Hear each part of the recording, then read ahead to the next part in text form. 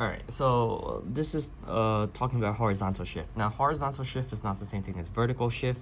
Remember, vertical shift is going up and down, and it's the letter at the end, the K at the end, and it's quite intuitive, right? If positive, go up. If negative, go down, right, of the parent function.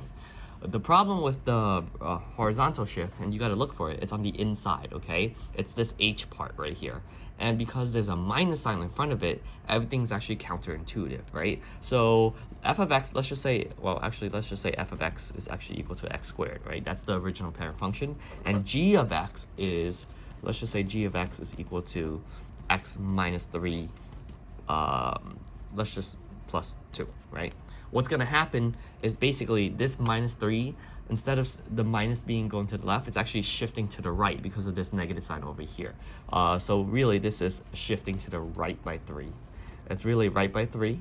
And then this plus 2 is going to tell us that it's going up by 2, right? So technically, this vertex right here should be going 1, 2, 3, 1, 2. And so that's where the new parent function would be, right? And because it's not being stretched or anything, the coordinates are going to be the same. So just move over 1, up 1, over 2, up by 4, over 1, up 1, over 2, up by 4.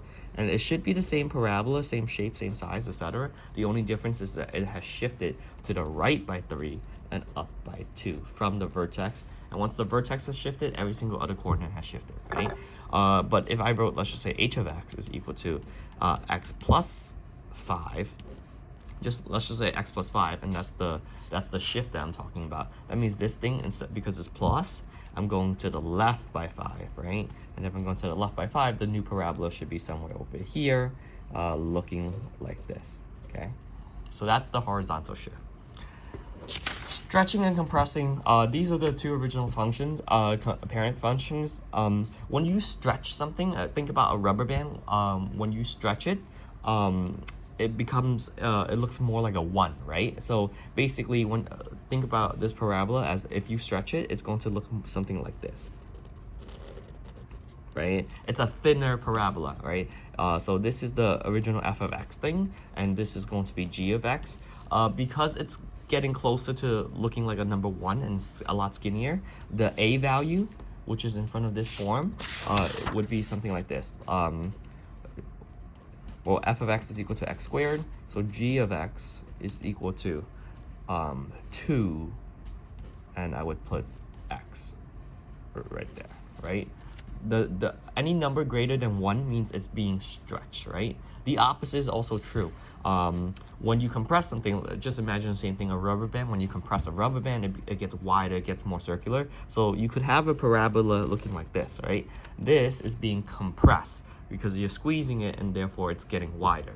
When you're compressing something, then the function would be a fraction, right? Because it's getting closer to the number 0. So it'll be like 1/2 x, something close to that. And so that's it. So very quickly, if I had, and let's just review. Let's just say, if I take a look at this entire parent transformation, it's just been shifted to the right by 3, right? To the right, I know is counterintuitive, so it should be, oh, and I did the notation wrong, but it should be, because it's to the right, it's actually minus 3, so it's answer choice 3.